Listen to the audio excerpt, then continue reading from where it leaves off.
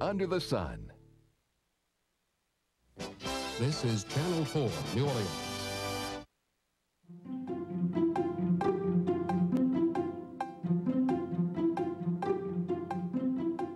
It was a teenage dance show, live in the studio, 1 hour, 4 o'clock Saturday afternoons. And we had these high school kids come in, and it was a different high school every week. Oh, hello there, my friends of science. What he did is he tried to do experiments, and every single one of them flopped, and they backfired, and they blew up in his face, and he tried to pin everything on Chopsley, and Chopsley would always get one over on him. Now, the obvious question immediately presents itself: why? Why did this happen? And the fact that... Well, the Jesuits let him know that they expected the station to stand for something. And he figured that, well, if you're going to stand for something, we'll let you know. And start the editorial.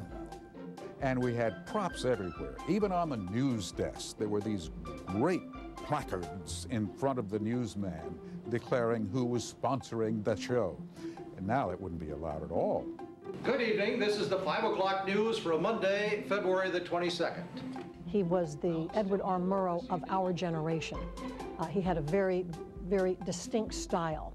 He was a hard-hitting, fearless reporter. The tougher the story, the happier he was. Garland Robinette. Angela Hill. From Channel 4 Television, this is Eyewitness News.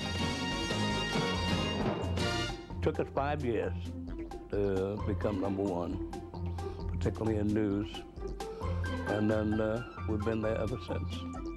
But he refused. He was a rare, uncommon man. He could write like an angel, and often did. Please to begin.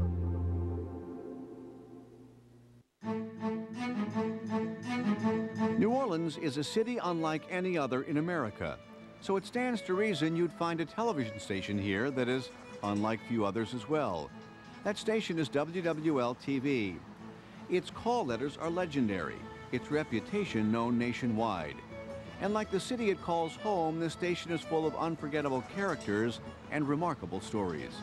For Chapter 1, you have to flash back, in black and white, to the year 1957. That's the year WWL signed on the air. The station billed itself as the newest view in town.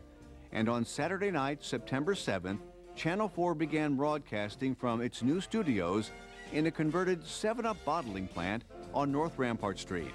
The newest look in TV, Channel 4, WWL-TV, Loyola University of the South. It's my happy privilege to be the first to welcome you to this inaugural program of WWL-TV. Tonight is a memorable event in the history of WWL and Loyola University. Yes, there's really good news tonight. You notice a little bit of the Rampart Street parade in there. Well, something new has been added to Rampart Street.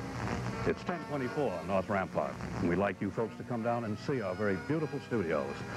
We have just about everything possible to make Channel 4 the channel. At 7 o'clock, we'll join the CBS network for the first time for the Gale Storm show. On opening night, an orchestra, local dignitaries, and even Mayor Chet Morrison helped celebrate the kickoff. It's a very proud night for everyone who is here. It's a very proud night for me, as Mayor of New Orleans, acting for the 700,000 people of our community and getting this new, wonderful enterprise in New Orleans starting today.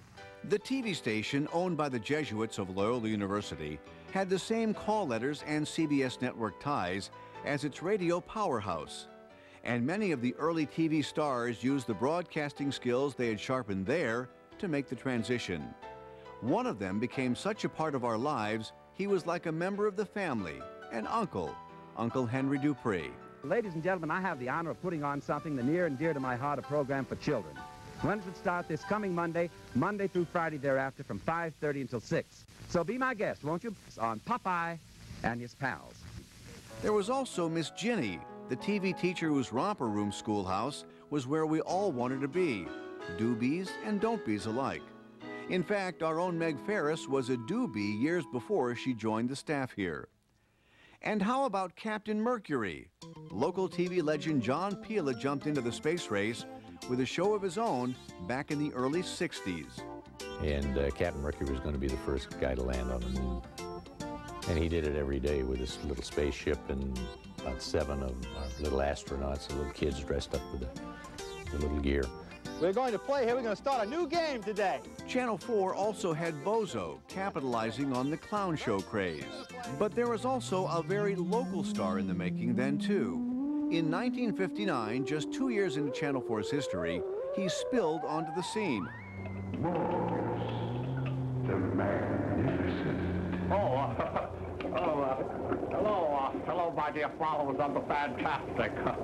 Once again, my genius shall be put to a test before the entire scientific world.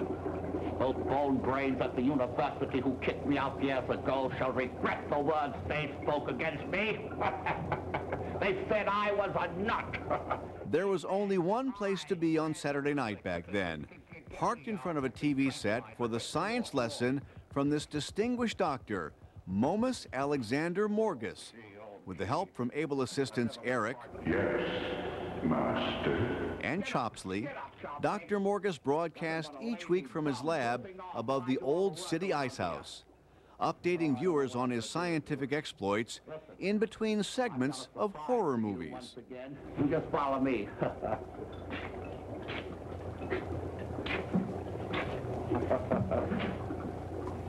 Remember I told you someday I would make you famous? Oh, big. That was big. Your dates got planned around Morgus. Every Saturday night, there was the House of Shock. Because if you didn't want to catch the beginning of the show, you could catch the end of it, because you had to take your date home. Or you had to find a, American drugstore with a TV in it, a little black and white Muntz TV. And because you had to see Morgus. Hello, my dear lovers of science, doctors, and friends of medicine. As you can see, I'm in the process of putting my dear assistant here, Chopsley, into a deep sleep, at which time I'm going to connect the artificial heart machine by, first of all, cutting an incision right here in the chest, and then pulling the heart out, and... Wait a minute. What's the matter? Oh, don't be afraid. Don't be afraid, Chopsley. Look, if I ever failed... Oh, don't be silly. I've never failed at anything.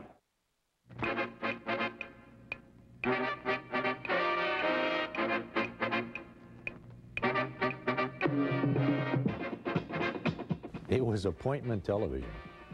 4 o'clock Saturday afternoon, you were watching the show.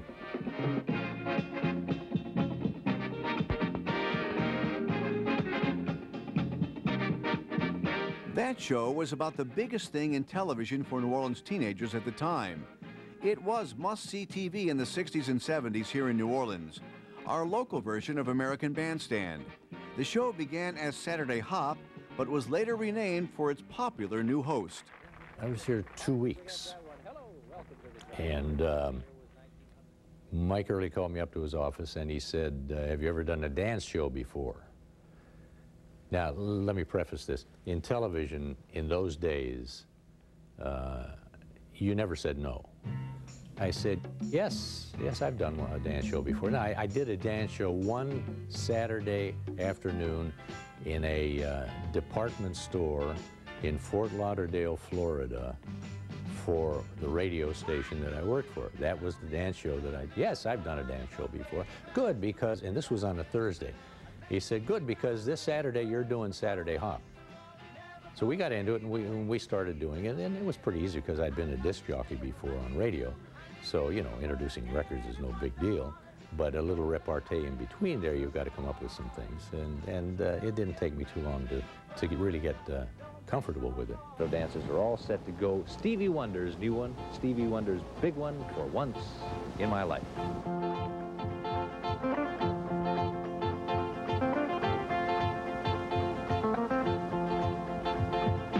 Got comfortable, and the show became more popular.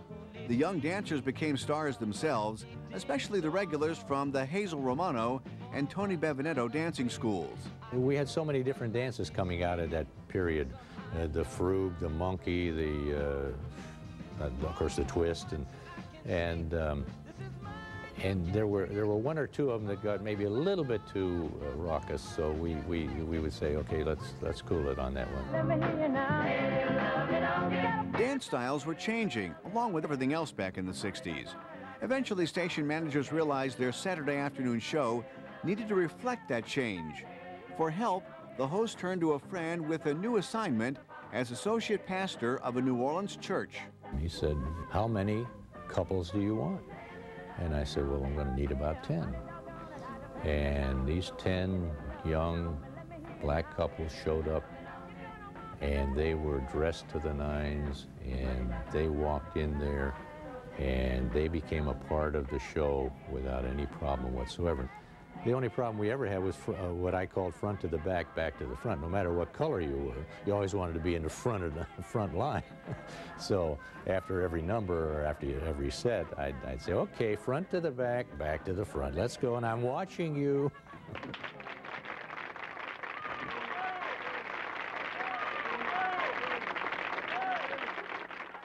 Coming up, a reporter who made headlines just as often as he delivered them, plus giving WWL an editorial voice and welcoming new faces to help the station grow even stronger. Stay with us as Channel 4 celebrates 50 years of broadcasting. It's a great catch for a world-class fishing experience. It's the beauty of the St. Bernard Scenic Byway. It's where the Battle of New Orleans is commemorated. It's home of some of the finest festivals. Come fall in love with St. Bernard Parish again, New Orleans' most historic neighbor. Log on to visitstbernard.com for more tourism information. If you don't finish your peas, we're not going to Baskin-Robbins for Oreo sundaes.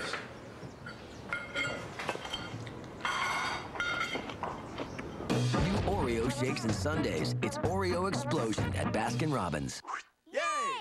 Come into Tiffin Inn for our pancakes and over 100 other items, including omelets, steaks, waffles, burgers, and seafood. Open 24 hours a day. Tiffin Inn, 6601 Veterans in Metairie. My truck's a tool, and if my tools don't work, I don't work, and I'd have some really unhappy cattle. I'm looking for power in the truck. That really counts when you're towing things. These are big bales. They weigh about 12 to 1,400 pounds apiece. I've driven a lot of different trucks. Most half-ton trucks can't pull a load like this. If this truck couldn't do what I needed it to do, I wouldn't have bought it. Buy a new 07 Tundra and get 0 APR for 60 months, or take $3,000 cash back. Tundra, the truck that's changing it all. Find everything under the sun to brighten your life, to plan your day, to help you enjoy life. Relax, eat out, learn something new, and try something new. And have fun. Your one best source for everything. Just pick up your Sunshine Pages phone book. Local, complete, easy to use, in print and online. Sunshine Pages. Find everything under the sun. I'm a diabetic, but I don't know if I'm taking care of myself the way I should. Who can help me? If you're a diabetic and want to do a better job of managing your disease, we can help. Call us and you can get a free test kit featuring the latest technology in blood sugar measurement. And you can also get help from now on with your diabetes supplies, insurance, and free diabetes counseling. I'm glad I called. I feel like I'm back in control again. Call 1-866-602-3300 or visit healthydelta.com. Even with those popular shows and early stars, Channel 4 knew it needed to make news coverage its focus if it wanted to make a real impact on this city. That was the mandate of WWL's general manager, J. Michael Early. He made a name for himself as a labor lawyer before the Jesuits tapped him for his new job in television in 1961. How long was I going to stay? Originally, I thought I'd stay a year and go back to practicing law. But after a year, I stayed on. First thing you know, it was 37 years. We're talking about the golden age of television. I think the golden age of television in New Orleans started the day Mike Early walked in the door. He was a labor lawyer, sure, but he was a very intelligent man, and he was determined not to let this station continue to become a purveyor of sitcoms. In 1962, under Mike Early's leadership, WWL-TV sent a photographer to Rome to cover the Second Vatican Council. It was the kind of local TV coverage that was unheard of at the time, and it got people's attention. He knew, he had a feeling. He was from New Orleans. He knew what New Orleans expected, and he knew that this was one of the biggest stories of the year, and one of the biggest stories that this city would ever see, if they would see it. So we covered it. We went to Rome, and Del Hall was the photographer, and he shot our bishop and our archbishop who were in Rome for this Vatican Council, and brought back beautiful film, beautiful footage. It was just amazing. We used to sit around and try to do a lot of thinking. What can we do to improve the station? What can we do something big, you know? Let's go to Rome. Maybe we don't have money to go to Rome. Well, we'll borrow the money, we'll go to Rome. We did documentaries, see. We tried to inform, educate, and advise people on what was going on in the city and in the world. Became known for that. That was our tag. In 1965, Phil Johnson and photographer Del Hall traveled to the Vietnam War zone. We went there for Christmas, before Christmas, to interview the local people there and the local New Orleanians who were fighting in Vietnam. Here's a man who seems prepared for any eventuality. Who are you, sir? Sir, I'm PFC Owen Cockrell from Gretna, Louisiana. Gretna, Louisiana. Well, that's fine. And tell me, what are these weapons you're carrying? Sir, they're magazines for the M14 rifle, bayonet, frag grenades on my left, sir. And we stayed there about a month, Del Hall and I, and got shot at and got chased around, but it was a fantastic piece. While covering stories around the globe earned the station accolades, it was its coverage of local news during the tumultuous decade of the 60s that helped Channel 4's early staff earn its stripes. This is WWL-TV New Orleans, where Eyewitness Camera brings you instant news. The station's first news director, Bill Reed, assembled a staff that would include one of the city's first female TV reporters, Rosemary James. She came to Channel 4 from the state's item newspaper. Bill Reed, who was then the news director and a tough old bird, called me up one day and said, "You ever think about going to work for TV?" I said, "No, I really hadn't." He said, "Why don't you come over and do an audition tomorrow?" So that was it. One legendary newsman didn't just read the headlines, he often made them himself. The words fearless, driven, and one of a kind have all been used to describe him over the years. And Bill Elder's distinctive style earned him a place in local TV history. Bill Elder. Don Westbrook with the weather. From Channel 4 Television, this is Eyewitness News. Good afternoon. I'm Bill Elder. This is the 12 o'clock news for a Tuesday, May the 11th. The Huey P. Long Bridge is open at this hour, but only to light traffic, following yesterday's incident when a truck ran off the span, striking the supports. Now, the driver was killed.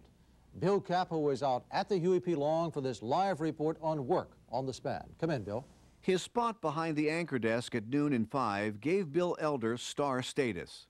More at 6, but right now we stop and switch you live and direct to the CBS Evening News.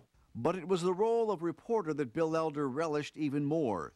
He wanted to be where the action was. This is Bill Elder at the Republican National Convention in Kansas City, Missouri. And in many cases, he became part of that action himself. Like when he was called to the Superdome to help resolve a hostage situation that he soon became the center of. I don't want to talk to nobody. Now, is Bill Elder out there or not? I am here. Open the door. Well, open it. Okay, well, it's me. I've got a microphone. Let me ask you. You don't want to hurt anybody. I don't want to hurt nobody. Well, but wait, lady, just don't say another word. Let's you and I talk. If I ever lie to anybody on television or to anybody, okay, I feel you're an honest man. look into my eyes. Am I telling you a lie right now? I don't think you are. Wilburn, I'm going to help you. I'm going to get your story out. All of the things that have happened to you, we're going to get them corrected. The only way you can do that is to put that knife down, come to me. I'm going to protect you against everybody. Look into my eyes. Do you believe me? Throw that knife down. Over the years, Bill's stories of political corruption, waste, and wrongdoing earned him a reputation as one of this country's top investigative reporters.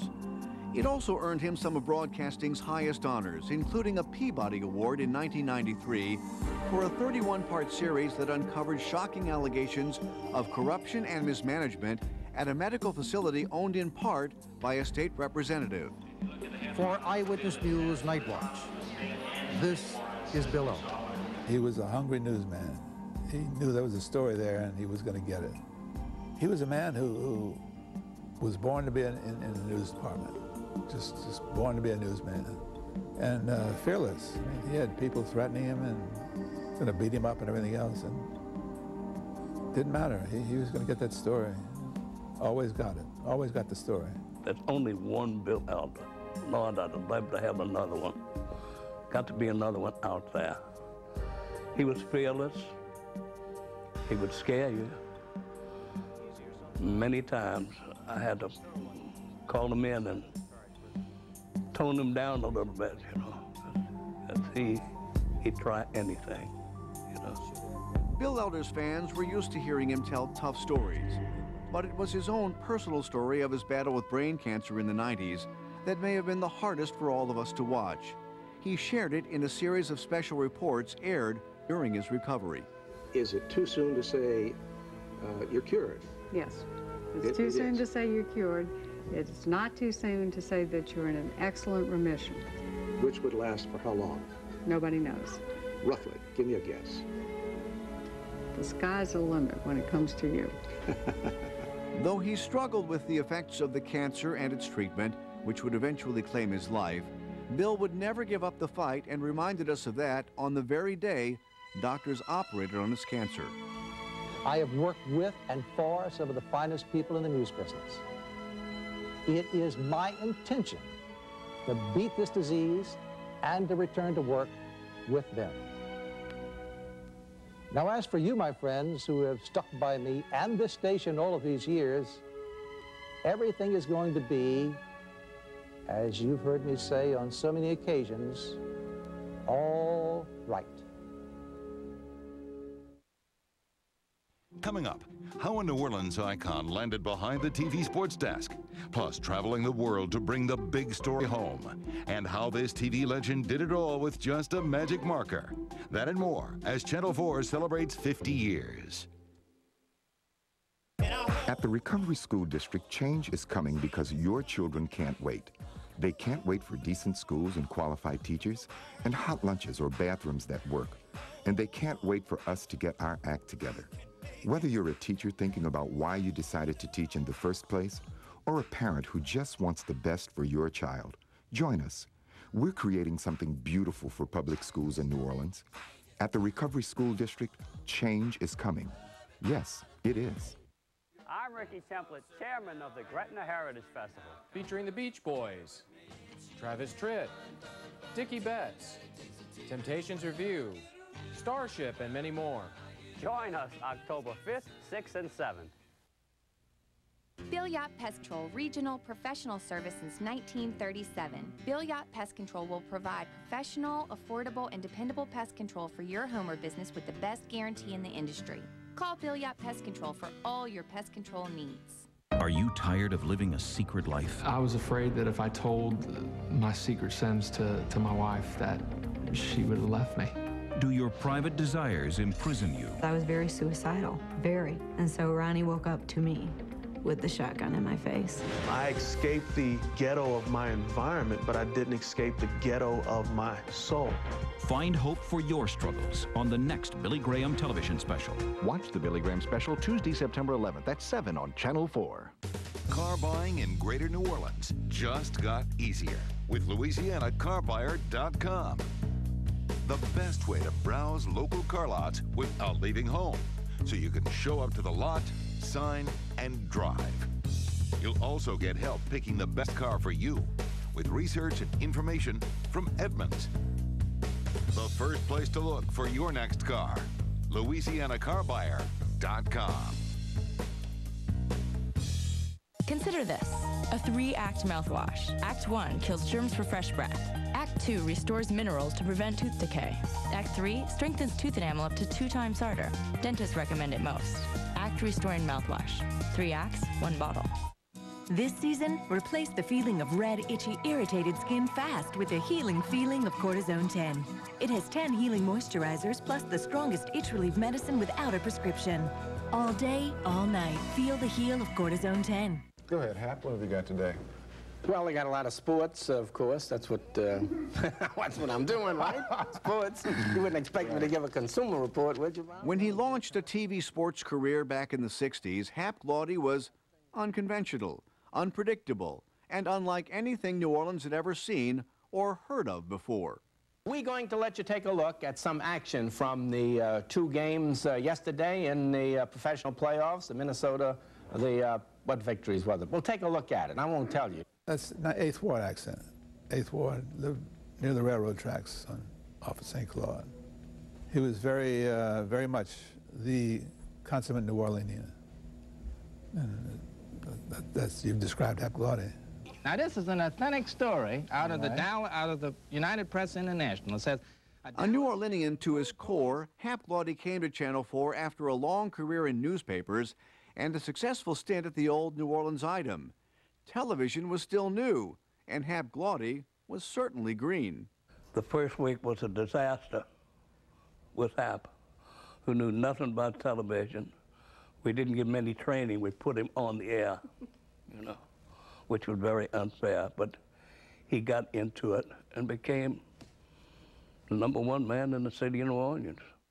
The standards of good sports reporting helped ease the transition. Joe Louis is a former heavyweight champion, a man who still has his pulse on his finger on the pulse of boxing. How do you feel about boxing? You think it should be under federal control, or do you feel that there should be a czar? Hap Glaude asked the questions he knew sports fans wanted answered, and he built a bond with the viewers by talking to them in a very homespun style. Hap talked about old ladies who grew radishes in the shape of a catcher's mitt, things like that. But he was New Orleans. It's that simple. And people watched him. From WWL-TV, this is a Channel 4 editorial with Phil Johnson. Good evening. In New Orleans, everybody has an opinion, and they're glad to share it. For nearly 4 decades, Phil Johnson turned the editorial into an art form here in New Orleans as the bearded bard who wrote and delivered daily editorials on Channel 4. I got the copy of the first editorial, and it's pretty much lays down the rules of what we're going to do. Good evening, I said, which I said for 37 years. Today, a new voice speaks out in New Orleans, the voice that of this station, WWL-TV. My name is Phil Johnson. Beginning today and every weekday hereafter, this station will present editorial opinion, a living, vigorous commentary on all things pertaining to New Orleans, its people, and its future. Channel 4's editorials began in 1962 at the urging of General Manager Mike Early. I don't know where I got the idea of editorials. And I guess I was here about 6 or 8 months when we thought about editorials, and I asked Phil to try it and told him I'd like him to write an editorial and deliver it on tape for a month. And each day we'd take a look at it and make comments. So he did that for 1 month before we went on the air with the first editorial. And that became a legend, you know, Phil's editorials. New Orleans and the nation awoke today to a crime of great and savage violence. In Jackson, Mississippi, a man named Medgar Evers, a Negro, a leader of the NAACP, was shot in the back from ambush and killed. Good evening. Jim Metcalf was an uncommon man. Once upon a time, in a magical city on a great river, there lived a ruler who always had his people's benefit at heart. He worked hard so that his subjects would be happy and prosperous. And one day he gathered his counselors together and said, "Our people are not happy with the service charges we have levied upon them. I have a solution.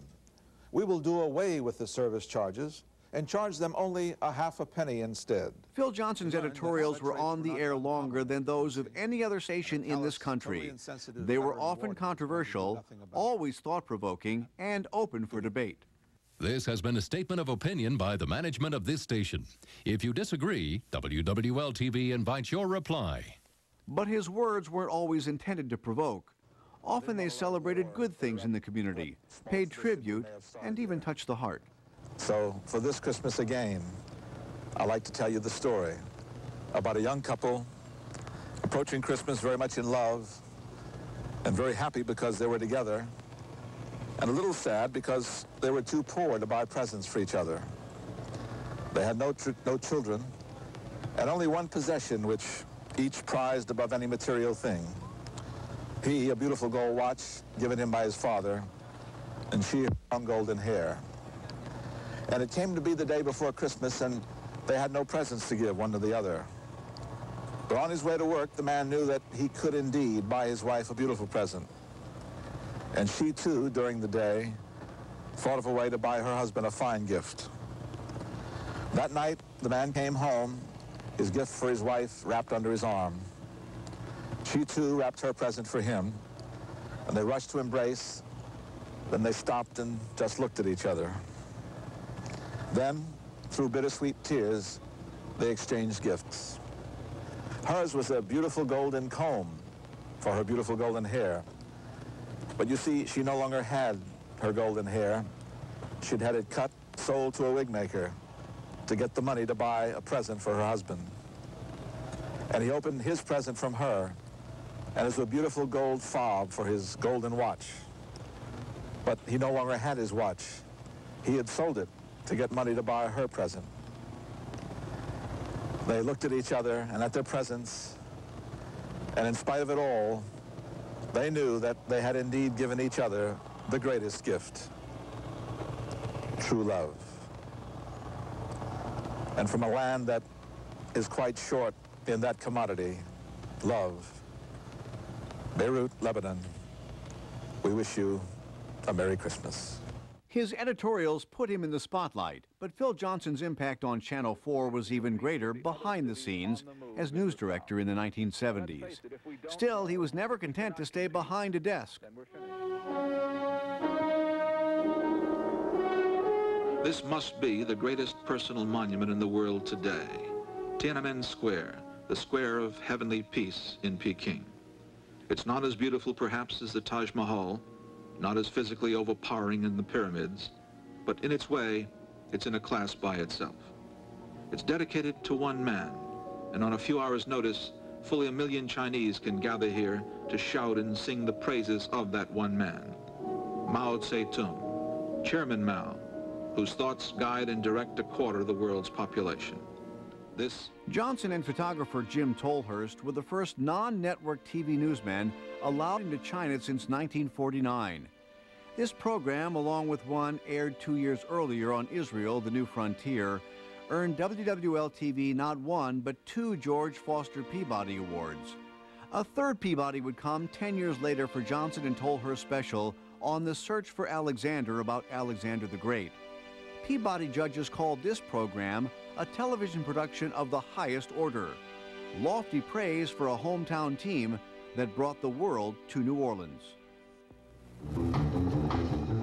And now it's time for Eyewitness News, the South's most complete and up-to-the-minute coverage of local, national, and world news. Good evening, I'm Ron Hunter. During the 1970s and 80s, while building up Channel 4's reputation, Phil Johnson was also building up the station's newsroom. In 1975, he and Mike Early gave a young reporter from Texas the chance of a lifetime to come to the big city first as a reporter, then as a co-anchor. Garland Robinette, Angela Hill. From Channel 4 Television, this is Eyewitness News. The Huey P. Long Bridge has been closed for an hour and a half now. She was an instant icon. I came here 2 years after she did, and at that point she was also already a huge phenomenon in this city.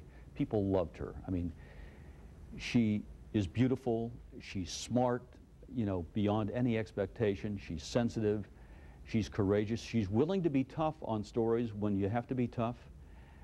And she's all of those things at once. And I think that very few people have all of those capabilities, all of those characteristics, and she's phenomenal. She's just been phenomenal. At the anchor desk, Angela joined a Louisiana native named Garland Robinette, and together the two would push WWL-TV's ratings to new heights. Garland had so many gifts, a beautiful voice, a beautiful command of the English language, very animated in how he captured a story. The stories he did, though, were the human stories, incredible features on people. Because of his own sensitivity, could see it in others. I think he was probably one of the top environmental reporters ever in this city. Both Garland and Angela earned their stripes as reporters and as anchors. And as two of the faces on the #1 newscast in the city, to many people, they were like family, which explains why when they fell in love and married in '78, their storybook tale took the city by storm. To me, it seemed like they were the royalty of New Orleans. I was the weekend anchor when they got married, and we covered the story. I think it was the second story in the newscast, Garland and Angela's wedding. There was a newspaper here, a weekly newspaper, that devoted its entire issue to Garland and Angela's wedding. They were like the royalty of New Orleans. I think living through that time, we didn't truly understand fully that people were caring that much. I think we were just living our lives. We were both, I think, very professional in how we handled our relationship on the air, both before we were married and after we were married, and after we were divorced. And I think that because of the support of everybody in the newsroom, we just went through our daily life. And it was rare that I think anyone could have ever, who didn't know we were married, have known that we were married. Because we both came into this business with very, I think, high professional standards. Adding to the Eyewitness News roster in the span of just a week in 1977, Phil Johnson made 3 pretty good hires. One of them, an energetic young newsman named Dennis Woltering. Dennis has it all. Dennis is the fighter for the story. The minute he hears something, you can just see, he puts almost the game face. He is the first one out the door. He has unlimited energy and tremendous, again, sense of balance and fairness. Yes, he wants the story, but he wants the whole story. This area of Hammond is known. Also 30 years ago, a go-getter from the Gulf Coast, Sally Ann Roberts, landed here in New Orleans with a high recommendation from a future co-worker. I was just on a weekend trip in Mississippi and flipped on the TV one day, and I saw this stunning woman. And I went back, I said, oh my gosh, she's wonderful. She was doing the weekend anchoring in this little tiny town in Mississippi. And I went back to Phil Johnson, and I knew that he was looking for more females. I said, Phil, you have got to check this woman out. And he did, and the next thing I knew, literally, he never told me, gee, I followed up and hired that woman. She walked in the newsroom one day. And joining Sally Ann in the newsroom that same week, and later on the anchor desk for the morning news, would be a young anchor reporter from St. Louis. I remember Eric being funny back then, and he's funny today. I mean, people say, what's Eric Paulson really like? I say that what you see on television, that's who he is. He doesn't have any airs. He doesn't put up any front. He's just Eric. In 1978, Phil Johnson hired a young sports anchor from Atlanta named Jim Henderson. His background also included time spent teaching English, and anyone who watches his sportscast can appreciate his wide range of talents. Good afternoon from Mexico City, where just moments from now, the New Orleans Saints get their 1978 preseason schedule underway against the Philadelphia Eagles. I think he has brought an intelligence to sports coverage that is unusual. I mean, sometimes in the newspaper you'll see that, but seldom on television do you see that sort of intelligence and knowledge of everything. And his writing is also exceptional. He's just an extraordinary writer. Coming up, a gifted writer leaves his mark on Sunday night television. Plus, he got his start as the voice of the station. So how did weathercaster become part of his job title? Stay with us as Channel 4 celebrates 50 years. I don't understand diabetes, but I hear it causes heart disease and strokes. It can be bad, but how do you know if you have it? They test you. Check your blood sugar or something. My mother has diabetes. It can be controlled. She'll tell you, you better take care of yourself. If you have diabetes risk factors or symptoms, you need to take control. Call 1-866-602-3300 or visit healthydelta.com for a free diabetes risk test and help finding a doctor. Everyone loves this community and wants to make it better. I'm Jim LeBlanc. I've spoken to you before about Volunteers of America and how we deliver hope and results. We have proven solutions for community problems. Our services touch 44,000 children, families, seniors, and persons with disabilities this year. Please help us make a real difference by giving your financial gift today. Call us at 482-2130. Pardon our dust, but there's something exciting going on at Universal Furniture. It's the Everything Must Go renovation sale. Universal will soon be debuting the most exciting new furniture line in New Orleans. To make room, we've marked down our entire inventory up to 50% and more. The furniture you've always wanted now costs up to 50% less. Hurry, these prices won't last. Only at Universal Furniture. Oh, hey, babe. I can't take the lies anymore. What? Lipstick on your shirt. It's my mom's color. Phone number on a matchbook? Not working. And you were late because your car broke down. Trust Toyota reliability for the drive of your life. Now's your chance to buy a versatile new 07 4Runner and pocket $2,000 cash or choose 0 APR for 36 months. 2 years later, many are still strengthened by their faith, courage, and a phone number. We'll put you in touch with professionally trained counselors who understand the realities and fatigue you face every day. You're rebuilding you, and we would like to help.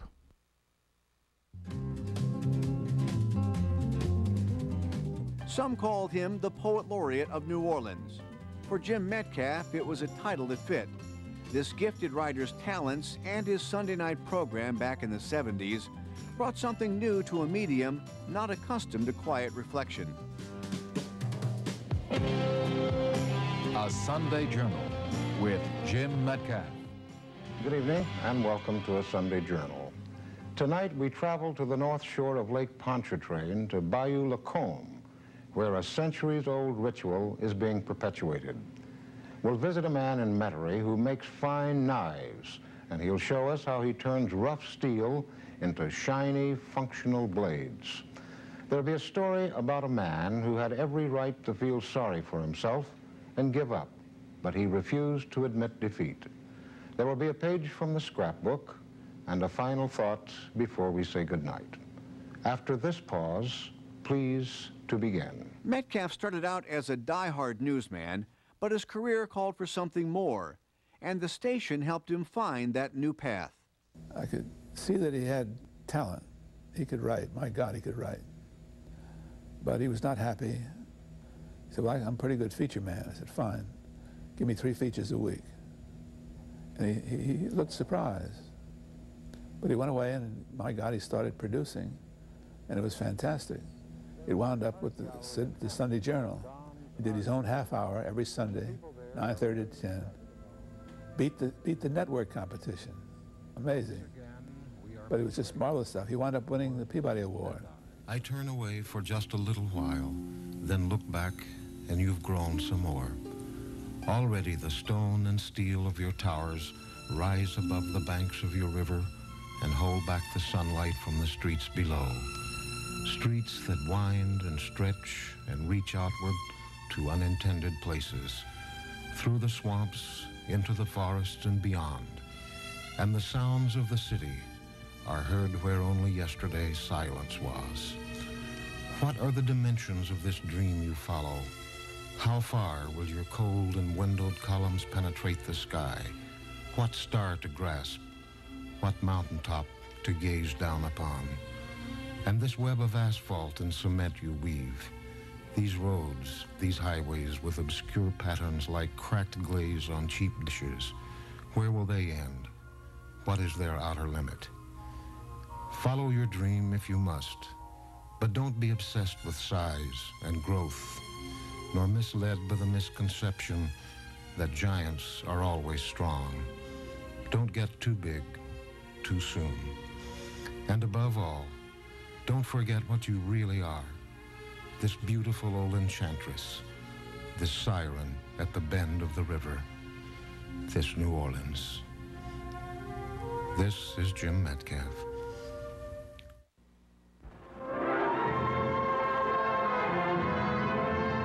Another of Channel 4's Sunday night features introduced viewers to the wonders of color television and the many shades of New Orleans.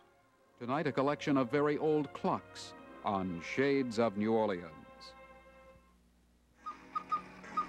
Mr. Orrin Freyu has been collecting, repairing, and maintaining clocks for over 45 years.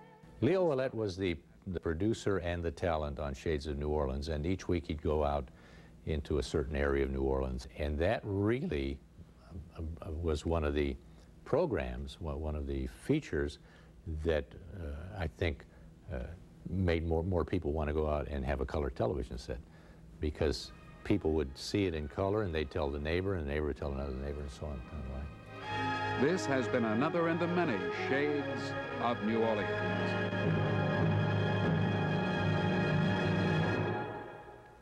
Local programming always had a strong place here on Channel 4.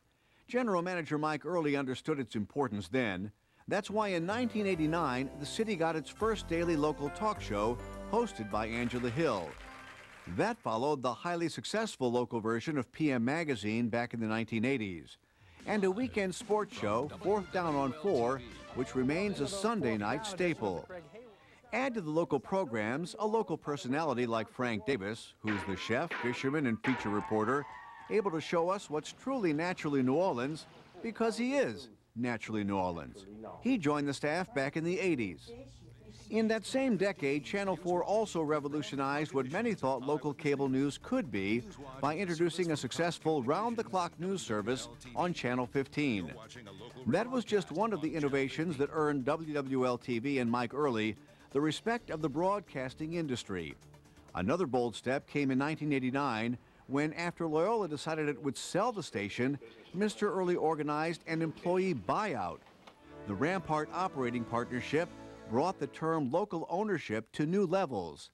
In 1994, the station was purchased by the Belo Corporation, a national media powerhouse whose reputation and resources helped the station grow even more.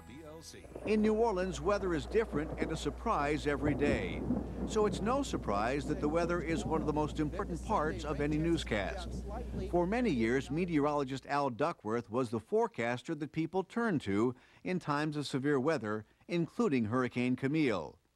Another Channel 4 icon became known for his weathercast, but his career actually started not in front of the map, but behind the scenes as a staff announcer. We had a staff of 5 booth announcers then. There were no recorded station breaks. Every time you heard, "This is WWL-TV," that was a live person sitting there from sign on to sign off. Weather duties were left to the newsmen at the time Don Westbrook joined WWL-TV back in 1960. He'd done the weather at his first job in Texas, so he went to the Channel 4 program director at the time with the idea of putting him on the air. And he gave me the response he gave everyone. I didn't know it at the time. I thought he was a little abrupt with me. But his normal response to that kind of proposal is, "Don't ask me about that. Put it on tape. Let me see it." So we did a couple of shows and let him see it, and he decided that I could do weather. By 7 p.m. this evening, slightly toward the west, Bill, before it begins an almost due north move. But his biggest skill was he was a communicator. And he could look you right in the eye and say, you know, this is going to happen here and this is going to happen there. And tomorrow it's definitely going to be, well, definitely wasn't a word that he might use, but he'd tell you, here's what it's going to be like tomorrow. Don, to me, to this day, the consummate weatherman. In the 60s, a Channel 4 favorite tried his hand at the weather forecasting with what might be called magnificent results. I'm going to call these people, oh, excuse me, here's the people. I was going to call a television station here. They're running a little late here. You know, I'm a busy scientist. I can't play around with these waiting around here, holding up for some television station to pick up my scientific weather show. You know, I mean, I got to make money here. I got to... Oh, somebody knocking at the door again. Oh, boy, we had a busy day today. Oh, mailman. Oh, thank you very much, sir. All right. Let's see, from the... it just says Weather Bureau, New Orleans. Say, this is... Well, maybe see, now the United States government might think I'm the Weather Bureau here. The mailman probably watches me and thinks, no, it's not for them, it's for us. It's for us. This is Weather Bureau, New Orleans. They don't mean the Weather Bureau across the street. They mean the Morgus Weather Company. In the 80s, the weather team was enhanced by the addition of a forecaster most New Orleanians knew on a first-name basis, Nash. He had been on their TV sets almost from the beginning, but it was at Channel 4 where his reputation grew even stronger. The word is, it must be serious, they put Nash on.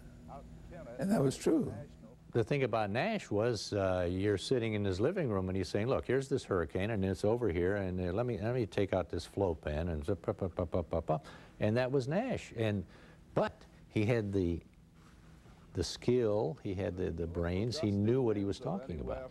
And he wasn't afraid to say, here's what I think. And that made him different from most of them. He knows that it's past the mouth of the Mississippi River now, just past it, and headed north-northwest, sort of towards Biloxi, but that Mississippi Gulf Coast could, anywhere from Gulfport over to Pascagoula, could be in the target area. And at the rate it's moving now, only about 6 or 7 miles an hour, even if it kept that up, it would be after 2 tomorrow morning and probably before 10 tomorrow morning, somewhere in that time bracket, for landfall. No one could deny Nash Roberts knew what he was talking about. But even the legend himself admits that his TV appearances were a throwback to a different era. The reason, he was a scientist first and a TV star second.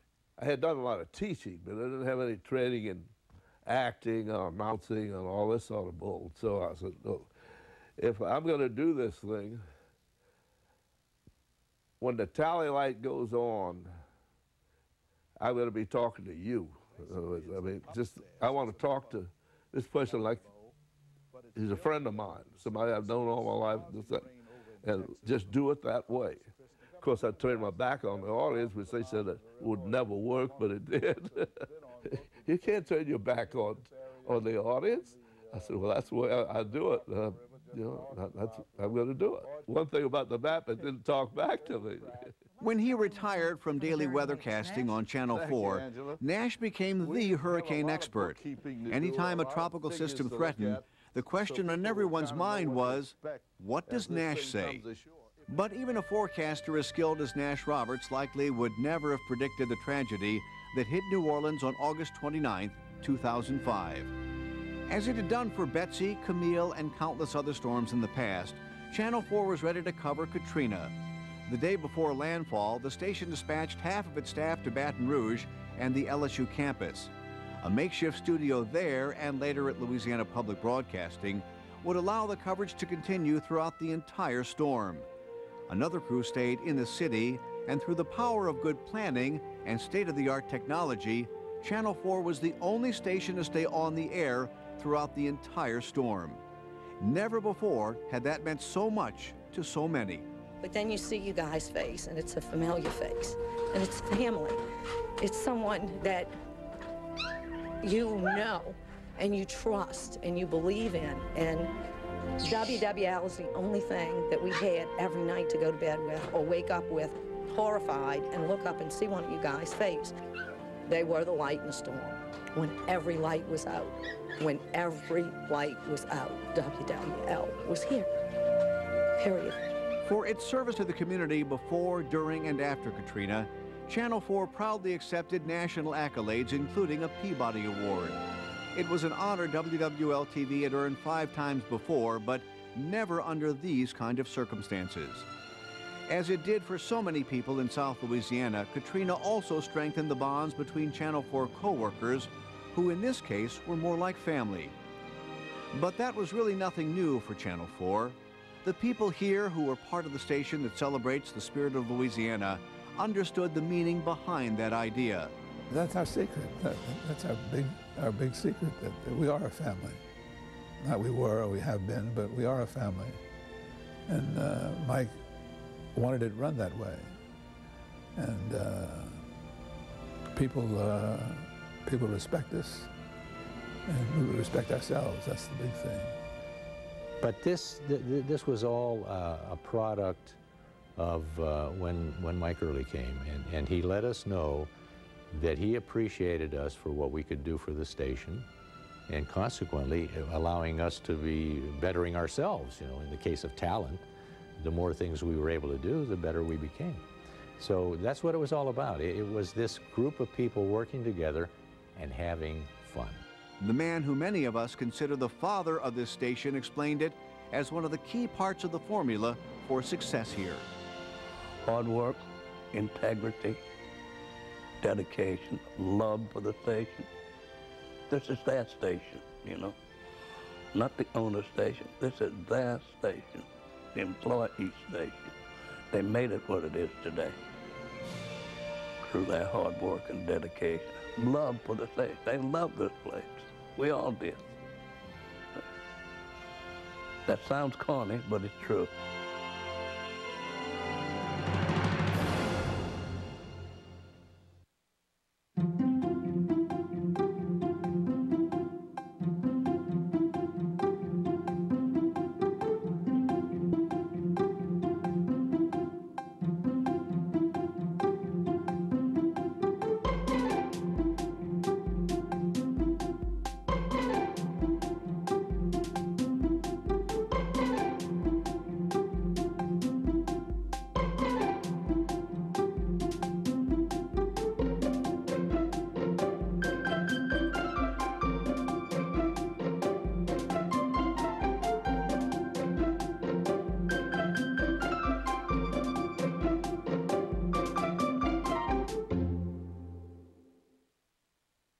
Tonight's 50th anniversary of WWL-TV has been sponsored by First American Bank and the Sunshine Pages.